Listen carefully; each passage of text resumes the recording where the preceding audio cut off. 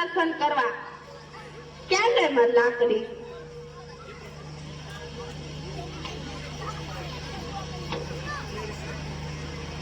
હે 1008 વાળા નું હારું કરજે ને અમારા ઘેરે જ ચાલુ કરજે.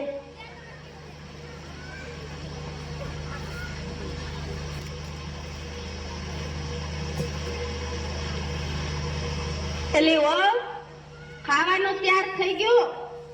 લાય શાક ને રોટલા. આ તો બહુ ભૂખ લાગી છે.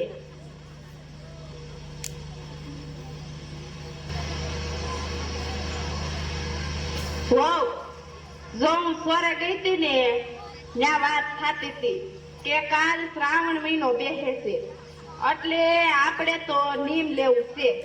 તો આપણે શું નીમ લેવું અને તારે શું નીમ લેવું છે એ બોલ. બા તમે પેલા નીમ લ્યો પછી હું નીમ લે. બસ જો મારે તો આખો મહિનો નકોડા આપવા કરવો છે સમજી ને. અને અમે તો દરરોજ ભજનમાં જવાનું નીમ લીધું છે. આપણા પાડોમાં ઓલા જબુમાં, મોંઘીમાં, મીઠીમાં અને ઓલા જવલમાં એ બધા રેસ ને અમે દરરોજ ઓલો સોરો છે ને ત્યાં જઈને ભજન કરશું એવું અમે નીમ લીધું. એટલે આખા ગામની પંચાયત કરવા એમ ને? ઈ કઈ ભજન કર્યું કેવાતું છે? બે હવે ઈ તો બધુંય થાય.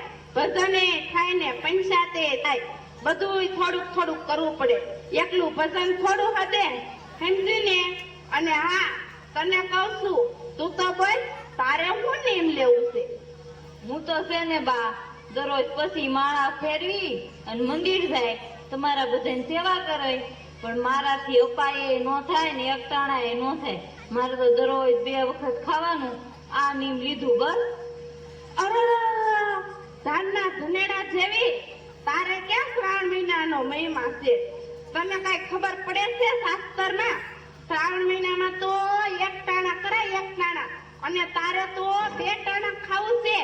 અરે કરતા તો 1 ટાણા કરી 1 ટાણા.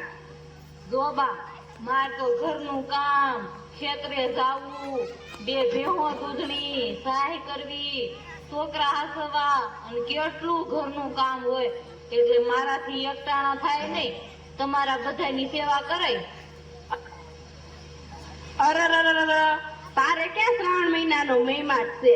નકરું ખાવું ખાવું ને ખાવું. તારે કરવું હોય એમ કહે. હું તો આ હાલી સોરે. માં તમે સાંભળો રે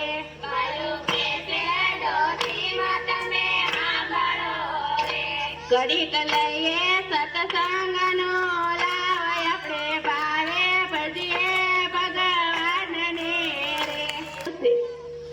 જબમાં તમારી ઓલે કઈ નીમ લીધું? ના રે ના મારી તો 1 ટાણા 2 ટાણા કાંઈ કરતી નથી. ઈ તો કામ કામ ને કામ. આપણું તો માને નહીં ને. અમારી હો તો એમ કે આખો દી કામ કરવું ને અપાય ક્યાંથી થાય? તમે નવરા છો તે કરો. લો ભાઈ પ્રસાદી. જય શ્રી કૃષ્ણ. મારું 1 ટાણા જ નથી કરતી પણ એની હાટું પ્રસાદી જ લઈ જાઉં. અરે મારી વહુ તો સ્વામિનારાયણ ની છે ને તે બહુ બધું નીમ પાડે. આપણું તો કાંઈ ગમે જ નહીં. મને તો કે તમે સોરે જઈને આખા મલકની પંચાયત કરો છો. જો કાંઈ નકરી માળા થોડી કરાય. ગામમાં નવું જૂનું હું થાય ઈ તો જાણવું જોઈને. અમારી વહુને તો આવું બધું ગમે જ નહીં. જવનમાં આપણે સોરે આવીને બજાર વીંખી તોય બિચારા આપણા સોરાવાળા બાપુ કઈ ના પાડે છે. અને આ સ્વામિનારાયણ ના મંદિરે શીકડી બીકડી ઊંઘવાનું. જય શ્રી કૃષ્ણ. એ આઈજો એવો ક્યાં ગઈ? અહીંયા તો આવી બા. હવે તો શ્રાવણ મહિનો પૂરો થયો અને આજ તો અમાસ છે. હવે આજ તો અપ્પા કર સારું લ્યો બા, આ જમા છે ને એટલે હું એકટાણું કરે, બસ રાજી રહેજો.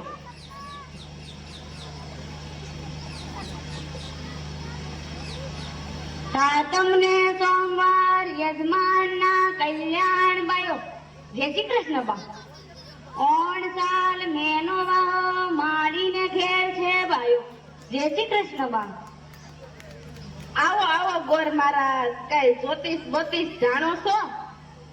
હા માડી, જ્યોતિ બોતી કાગરાશી બધું જાણું છું અને દક્ષિણા બરાબર જાણું છું.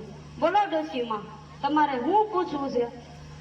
જો ગોર મહારાજ, વાત એમ છે, આ શ્રાવણ મહિનો પૂરો થયો ને, મેં આખો મહિનો અપા કર્યો ને ઓલો સોરો છે ને ત્યાં જઈને ભજન કર્યું અને આ મારી હવે તો આખો મહિનો ધનેડાની જેમ 2 વખત ખાધું, તો કોને કેટલું ફળ મળ્યું તી જોઈ દેખો મહારાજ. હા જોઈ દો. તો સાંભળો, મારા ટીપણામાં જેવું જોવામાં આવશે તેવું કહેવાશે જી. મારે એવી પ્રતિજ્ઞા છે કે જૂઠું ન બોલવું જી. તો તમે સાંભળો, આમાં કોણ સાસુ અને કોણ વહુ તે હું કોઈને ઓળખતો નથી.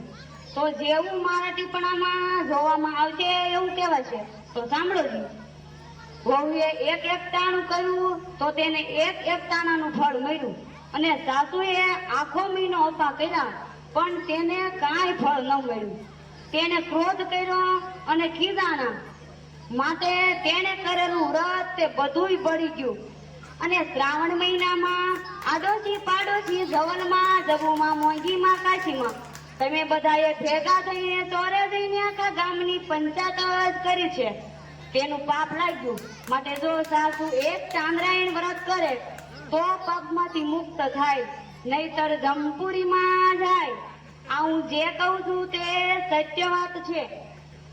આ મારા તળિયા વગરનું ટીપણું બોલે છે. આ ટીપણું મારા બાપાના ઈનાય બાપાએ ગાંધીજીને આપેલું છે. તો લાવો બા દક્ષિણા.